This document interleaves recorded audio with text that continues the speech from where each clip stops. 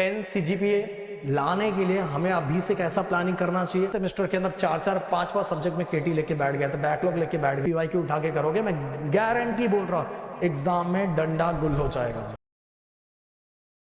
दोस्तों, अगर आप फर्स्ट ईयर में एडमिशन लेने वाले हो तो आपको सब्जेक्ट को किस तरह से डील करना चाहिए, उसके लिए आपका क्या रोड मैप होना चाहिए, इवन थ्योरी सब्जेक्ट के लिए, न्यूमेरिकल्स के लिए, वही चीज इस वीडियो के अंदर मैं बताने वाला हूँ। गाइस, मैं बता रहा हूँ बहुत सारे बच्चों को ना क्यों फर्स्ट ईयर के अंदर इतना बैकलॉग केटी क्यों लगता है, रीजन क्या होता है बताए। अभी भी उनको आदत वही बोर्ड एग्जाम की रहती है, वो ऐसे टीचर से सुनते रहते हैं जिनको ऑलरेडी बोर्ड एग्जाम के बारे में पता रहता है और उसी तरह की चीजें यहाँ बताई जाती है। एंड गाइस, इसीलिए बहुत सारे बच्चों का बहुत बड़ा लॉस हो जाता है। अब डाटा निकाल के देख लो, अब डाटा निकाल के देखोगे कि फर्स्ट ईयर के अंदर बहुत बुरा हाल होता है। बट भाई, अभी आपका स्टार्टिंग होने जा रहा है, आप स्टार्ट होने जा रहा है, जो चीजें बता रहा हूं प्लीज उसको उसी तरीके से फॉलो करो। एंड सबसे बड़ी बात, ये चैनल को अगर आप हो इंजीनियरिंग में first year, second year, third year, fourth year, आगे कंटिन्यू जाना है तो पूरे इंडिया में सबसे ज्यादा देखा जाने वाला चैनल यही है, तो प्लीज इसको फटाफट सब्सक्राइब करो। क्योंकि इसके अंदर और गाइस मैं बताना चाहूंगा, हाँ एक और चीज, आज शाम को हमारे दूसरे चैनल पे बेसिक्स लेक्चर रात को 9 बजे है, तो उसका लिंक मैं डिस्क्रिप्शन में डाल देता हूं, फटाक से जाके गाइस उसको देखना, क्योंकि उसके अंदर राहुल सर आज बहुत बेहतरीन चीजें लेने वाले, जिससे आपको गाइस जब स्टार्ट होने से पहले ना बेसिक क्लियर हो जाएगा। एंड बेसिक ना इंजीनियरिंग से रिलेटेड भाई, कोई कुछ भी नहीं समझ में आ रहा है। और आगे मैं देखो टोटल 3 टॉपिक वीडियो बनाना चाहता हूं। मुझे पहले बता दो कौन सा टॉपिक आपको सबसे पहले चाहिए।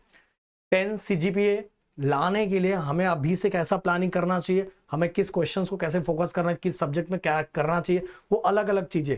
तो अगर ये वीडियो चाहिए तो मुझे बताना, या तो हमें फर्स्ट ईयर के लिए मतलब फर्स्ट सेमेस्टर स्टार्ट होने से पहले हमें फर्स्ट ईयर के लिए क्या क्या शॉपिंग करके रखना चाहिए, हमें क्या क्या चीजें जरूरी है वो है। या तो गाइस बेस्ट लैपटॉप, इसमें नाम बताऊंगा कौन सा लैपटॉप आपको लेना चाहिए, तो तीनों में से जो सबसे ज्यादा मांग होगी वो नेक्स्ट वीडियो आप लोग को दिखाई देगा। इसलिए हर बच्चा प्लीज कमेंट करके जाए, क्योंकि आपके रिएक्शन वाइज ही मैं काम करने वाला हूं। तो फटाक से साथ में ये चैनल को सब्सक्राइब करें, वीडियो को लाइक करें, लाइक का टारगेट हम रखते हैं 1000। ओके, तो चलो अब बात करते हैं गाइस। देखो, जनरली इंजीनियरिंग के अंदर थ्योरी एंड न्यूमेरिकल्स ऐसे दो पार्ट पे हम डिवाइड कर देते हैं। अब देखो गाइस, जो थ्योरी सब्जेक्ट्स होते हैं वो बहुत सिंपल होते हैं, बट गाइस मैं बोलना चाहूंगा इसके अंदर भी बहुत सारे बच्चों का बहुत ज्यादा केटी लगता है, बैकलॉग लगता है, बहुत बुरा हाल होता है। अगर मैं डाटा उठा के देखूं, अभी आप में से बहुत सारे बच्चे 12 से आ रहे हैं, मतलब ज्यादातर बच्चे 12 से ही आएंगे ना, और किससे आएंगे, 12 से आ रहे हैं। तो भाई मैं बताना चाहूंगा, जब 12 से आने वाले बच्चों को दिमाग में ना, जब हम 12 में रहते हैं तो हमें फिजिक्स बहुत डिफिकल्ट लगता है, बट जैसे ही वो फर्स्ट ईयर के अंदर आता है तो उसको सबसे सिंपल फिजिक्स लगता है। उसका रीजन क्या है पता है? सिंपल नहीं है, ऐसा ही है। बट गाइस प्रॉब्लम क्या है पता है, यहाँ जो बाकी सब्जेक्ट है ना उसका लेवल थोड़ा बढ़ जाता है, तो हमें भाई ये नीचे लेवल वाली चीजें सिंपल लगने लगती है। तो बहुत सारे बच्चे क्या करते हैं कि जिस भी यूनिवर्सिटीज के अंदर फिजिक्स और केमिस्ट्री है, या तो अल्टरनेटिव भी रह सकता है, एक सेमेस्टर में फिजिक्स, एक सेमेस्टर में केमिस्ट्री, ऐसा भी रहता है, तो भाई वो इसकी तरफ ध्यान ही नहीं देते। और इसकी तरफ ध्यान नहीं देने की वजह से बहुत सारी यूनिवर्सिटीज का 2 साल पहले का मैं हाल आपको बताना चाहूंगा। बहुत सारे बच्चों को बैकलॉग जो लगा था वो फिजिक्स के अंदर लगा था, समझो, जिसको सबसे ज्यादा हल्के में लिया था उसमें बहुत बुरा हाल हो गया था। जबकि सिंपल क्वेश्चंस आए थे पर बच्चों ने पढ़ा ही नहीं था, क्योंकि वो बोले लास्ट में पढ़ेंगे, लास्ट में पढ़ेंगे, लास्ट में पढ़ेंगे। और लास्ट में पढ़ने पे क्या हो जाता है, एक रिस्क गेम हो जाता है। और रिस्क अगर लेना चाहते हो तो भाई आपके ऊपर इतना पैसा लगा के और ये गेम खेलना चाहते हो तो भाई क्या ही है। और एक चीज और बताना चाहूंगा, आपका 12th में कितना भी परसेंट हो, सीईटी में कितना भी परसेंटाइल हो, आपने कोई भी एग्जाम्स दिया होगा उसके अंदर कितना भी आपका स्कोर रहा होगा, भाई मैं बोलना चाहूंगा यहाँ आके ना फिर से आप अपने आप को 0 लेवल से स्टार्ट करके बहुत ऊपर पहुंच सकते हैं। क्योंकि ऐसे बहुत सारे एग्जाम्पल्स हैं कि जिन बच्चों ने बहुत अच्छा स्कोर किया था 12th के अंदर, बहुत सारे एग्जाम्स के अंदर बहुत अच्छा स्कोर किया था, बट यहाँ आके ना पहले ही सेमेस्टर के अंदर 4-5 सब्जेक्ट में केटी लेके बैठ गए थे, बैकलॉग लेके बैठ गए थे। क्योंकि उनके अंदर डर नहीं था, उनके अंदर कॉन्फिडेंट नहीं था, ओवर कॉन्फिडेंट था कि तेरा भाई कर लेगा ये वो, तेरा भाई लास्ट में बैठेगा तो भी हो जाएगा। और कोई ऐसा बच्चा था जिसका परसेंट बहुत कम था, उसने जो एग्जाम दिया था उसके अंदर भी उसका स्कोर नहीं था, उसके एडमिशन्स के अंदर बहुत प्रॉब्लम हुआ, फाइनली उसका एडमिशन हो गया, तो उसको डर था। और वो डर को ना उसने पॉजिटिव वे में लेके बहुत मेहनत किया और सेमेस्टर के अंदर भाई क्लास में टॉप भी रहा। ऐसे बहुत सारे, क्योंकि मैं इतने सालों से बच्चों के बीच में, मुझे पता है। तो भाई इसीलिए बोल रहा हूँ, कॉन्फिडेंट होना सही है, ओवर कॉन्फिडेंट बिल्कुल मत होना। इसलिए जो बातें बता रहा हूँ प्लीज उसको अच्छी तरीके से फॉलो करना अगर आप स्कोर करना चाहते हो। भाई मैं बोल रहा हूँ कि हम लोग इतने बच्चों से इतने सालों से जुड़े हुए हैं, हम किसी का सुनी सुनाई बातें नहीं कर रहे, हमें पता है भाई समझ में आ रहा है? तो आपको अगर थ्योरी सब्जेक्ट निकालना है तो गाइस सबसे पहली बात तो, अब ये नहीं बोलूंगा कि इंजीनियरिंग में अगर फिजिक्स और केमिस्ट्री है या कोई और आपका थ्योरी सब्जेक्ट है तो आप डेली उसको लेके बैठो, नहीं, डेली लेके बैठो तो भी 30 मिनट 40 मिनट भी लेके बैठोगे तो भी काम हो जाएगा। इवन गाइस अगर उसके पीवाईक्यू पे फोकस कर लोगे तो भी हो जाएगा। जो भी उसके यूनिवर्सिटीज के अंदर पिछले बस 3 सालों में, 3 साल या 2 सालों के अंदर जो बैकलॉग एग्जाम होता है और जो रेगुलर एग्जाम होता है, ऐसे मिला के 2 साल के 4 पेपर की अगर आपने प्रैक्टिस कर ली तो भी भाई थ्योरी एग्जाम आपका आराम से निकल जाता है, आराम से निकल जाता है। और उसके अंदर जो न्यूमेरिकल्स पूछे जाते हैं, कुछ न्यूमेरिकल मतलब फिजिक्स और केमिस्ट्री के अंदर जो कि बहुत सिंपल होते हैं, बहुत सिंपल। हमारे चैनल पे हमने 20 से 25-30 मिनट का जो वीडियो डाला है वो भी न्यूमेरिकल और आपने देख लिया, एग्जाम में भाई झंडे गाड़ के आ जाओगे। मैं बोल रहा इतने प्यारे इतने सिंपल होते, बस समझाने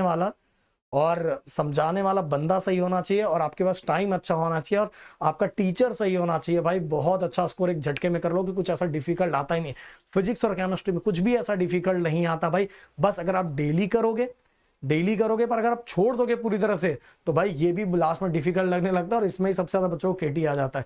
तो इसको करने का एक ही तरीका है कि आप अगर सबसे पहला तो मतलब कि उसको वन शॉट में सुन लो, स्टोरी के फॉर्मेट में सुन लो और इसके थ्योरी वाले जो पीवाईक्यू जो क्वेश्चंस है ना उसकी प्रैक्टिस सबसे ज्यादा करो क्योंकि एग्जाम्स में वही पूछा जाता है। अब बात करते हैं न्यूमेरिकल्स। न्यूमेरिकल सब्जेक्ट जैसे BEE ले लो, BEEE ले लो, BXC ले लो, ये सभी जो न्यूमेरिकल सब्जेक्ट है गाइस ये सभी भी एक तरह का फिजिक्स से है भाई। तो ये जो न्यूमेरिकल सब्जेक्ट है, मैकेनिक्स हो गया, ये सभी न्यूमेरिकल जो सब्जेक्ट है गाइस इसके अंदर ना बच्चों की बहुत ज्यादा बैंड बजती है और इससे इतना डरे सहमे रहते हैं ना भाई, इतना डरे सहमे। ये थ्योरी सब्जेक्ट उनकी गलती की वजह से बैंड बजती है, बट न्यूमेरिकल सब्जेक्ट पढ़ने के बाद भी ना बहुत सारे बच्चों को इसके अंदर बैकलॉग लग जाता है। क्यों, उसका रीजन भी मैं आपको बताता हूँ, बट उसके पहले गाइस कल 13 को हम अभी सभी यूनिवर्सिटीज का लॉन्च नहीं कर रहे, पहले बताना चाहूंगा प्लीज, हाँ, नहीं तो फिर बाकी, क्योंकि हमें पता है कि अपने चैनल का क्रेजी बहुत ज़्यादा है कि बहुत सारे बच्चों का कॉल आता है। अभी हम कुछ यूनिवर्सिटीज़ का जिस यूनिवर्सिटीज़ की सबसे ज़्यादा मांग होगी वो हम सभी कमेंट को एनालाइज कर रहे हैं, एनालाइज करके हम कल कुछ यूनिवर्सिटीज़ के बैचेस लॉन्च कर रहे हैं भाई। मैं बोलना चाहूँ स्कोर करना है ना अच्छा तो यही चैनल है भाई। तो कल हम लॉन्च कर रहे हैं और कल के दिन मैंने डिस्क्रिप्शन में एक गूगल फॉर्म भी दिया, उसको फिलअप कर लो क्योंकि हम वो सभी चीज़ों को एनालाइज कर रहे हैं। तो फटाफट उसको फिलअप कर लेना और कल स्टार्टिंग के कुछ बच्चों को कोर्सेज के अंदर कुछ डिस्काउंट मिलने वाला है तो जरूर इनरोल करना फटाक से। ओके, तो न्यूमेरिकल सब्जेक्ट के बारे में क्या बोल रहा था कि बहुत सारे बच्चे न्यूमेरिकल सब्जेक्ट पढ़ने के बाद भी उसमें बैकलॉग लग जाता है क्योंकि सही तरीके से नहीं पढ़ते। देखो न्यूमेरिकल सब्जेक्ट से मैकेनिक्स की बात कर लेता हूँ। मैकेनिक्स के अंदर आप अगर डायरेक्ट तने जी अगर मैकेनिक्स सब्जेक्ट में डायरेक्ट विदाउट कॉन्सेप्ट समझे डायरेक्ट उठा के पीवाईक्यू करेंगे तो ये बच्चे हैंडल कर लेंगे? बुरी तरह मर जाएंगे भाई। मैं बताना चाहूंगा जिनसे मैं बात कर रहा हूँ वो फाइनल ईयर में है, इनको पता है, ये अभी जस्ट निकले हैं तो उनको पता है कि सबसे बड़ा टेंशन पूरे 4 साल में आपको कौन से ईयर का रहा है? सबसे ज्यादा टेंशन कौन से, मतलब कौन सा year? First year, second year, third year, fourth year? First year. देखो मतलब किसी भी बच्चे, किसी भी, अब ये तो सुपर सीनियर हो गए क्योंकि फाइनल ईयर में है, अब किसी भी लोगों से जाके पूछो फर्स्ट ईयर में, और अब तो ये अपना काम भी करते हैं फिर भी आराम से सब सब्जेक्ट में निकलते जाते हैं, सब सब्जेक्ट में आराम से निकलते जाते हैं। पर फर्स्ट ईयर में जाके पता लगाओ भाई इतने केटी इतने बैकलॉग होते हैं क्योंकि सही तरीके से नहीं करते। तो न्यूमेरिकल सब्जेक्ट ओनली डायरेक्ट अगर पीवाईक्यू उठा के कर रहे हो, थ्योरी सब्जेक्ट में डायरेक्ट पीवाईक्यू उठा के करोगे, उसके उसी पीवाईक्यू के कॉन्सेप्ट को समझ लोगे, उसमें जो छोटे मोटे न्यूमेरिकल्स आ गए उसको कर लोगे तो भी हो जाएगा। बट ये कंप्लीटली न्यूमेरिकल सब्जेक्ट को अगर डायरेक्ट पीवाईक्यू उठा के करोगे, मैं गारंटी बोल रहा हूँ एग्जाम में डंडा गुल हो जाएगा भाई। आपको न्यूमेरिकल सब्जेक्ट के लिए पहले कॉन्सेप्ट को समझना पड़ेगा और अच्छी तरीके से कॉन्सेप्ट को समझना पड़ेगा। मैकेनिक्स में काइनेटिक एंड काइनेमेटिक 2 पार्ट है। काइनेमेटिक पार्ट मैंने पढ़ाया, राहुल सर ने काइनेटिक पार्ट पढ़ाया हुआ है। वो कॉन्सेप्ट को अगर आप समझ लोगे तो उससे रिलेटेड कैसा भी न्यूमेरिकल घुमा फिरा के भी न्यूमेरिकल आया तो भी बच्चा बहुत अच्छे से हैंडल कर लेता है। बट अगर वो डायरेक्ट पीवाईक्यू उठा के करता है, और बहुत सारी जगह पीवाईक्यू प्रैक्टिस डायरेक्ट करवाया जाता है, न्यूमेरिकल की पीवाईक्यू प्रैक्टिस डायरेक्ट करवाया जाता है, मैं बोल रहा हूँ भाई एग्जाम में ना कुछ नहीं समझ में आएगा, सब यहाँ वहां से दुनिया घूमने लगेगी, आपको क्वेश्चन ही नहीं समझ में आएगा कि भाई ये क्वेश्चन किससे रिलेटेड है, आपको टॉपिक ही नहीं समझ में आएगा। समझ में आ रहा है?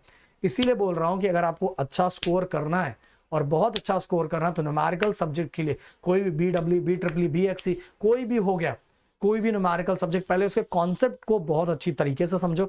कॉन्सेप्ट समझने के बाद आपको ये एनालाइज करना है किस कॉन्सेप्ट से रिलेटेड टॉपिक हमारी यूनिवर्सिटीज के अंदर ज्यादा पूछा गया है, और आपको क्वेश्चन आपके यूनिवर्सिटी वाइज करना चाहिए भाई। आपको क्वेश्चन आपके यूनिवर्सिटीज वाइज करना चाहिए, क्योंकि आपके यूनिवर्सिटी वाइज क्वेश्चन आपके यहाँ पूछा जाएगा, और वहां जो आपके यहाँ पब्लिकेशंस यूज होता है वो पब्लिकेशन का बुक आपको रेफर करना चाहिए, क्योंकि ज्यादातर क्वेश्चन उसी में के आपको दिखाई देंगे, क्योंकि वो पब्लिकेशन वहां की चीजों को एनालाइज करके उसी वाइज बुक बनाते हैं।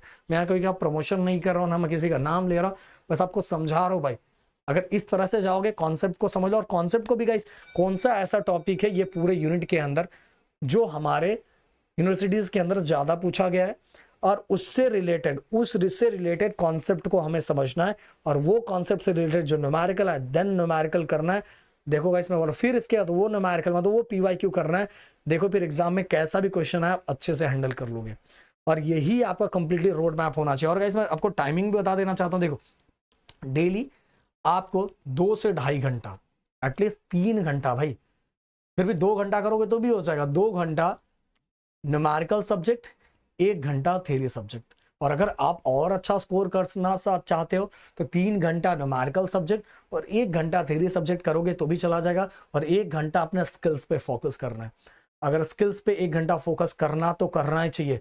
डिफरेंट प्रोग्रामिंग लैंग्वेज आपको सीखना चाहिए भाई, मैं बार बार ये समझा रहा हूँ।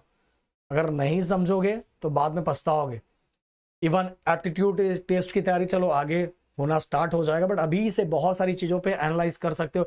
जो भी आप स्ट्रीम में है वो स्ट्रीम में मार्केट में क्या चल रहा है, क्या हो रहा है, क्या बदलाव आ रहा है, इन सभी चीजों को आपको एनालाइज करते रहना है कि अगर आप चाहते हो कि फाइनल ईयर में आपके हाथों में अच्छा खासा जॉब हो, इवन ये अच्छा खासा नॉलेज हो कि आप अपना खुद का स्टार्टअप एक अच्छा खासा स्टार्ट कर सको। ऐसा कुछ ट्राई करो भाई, ऐसा कुछ सोचो, तो शायद जो बातें मैंने बताई जरूर आप उस पर ध्यान दोगे। मिलते हैं नेक्स्ट वीडियो में। Thank you so much guys, जय हिंद।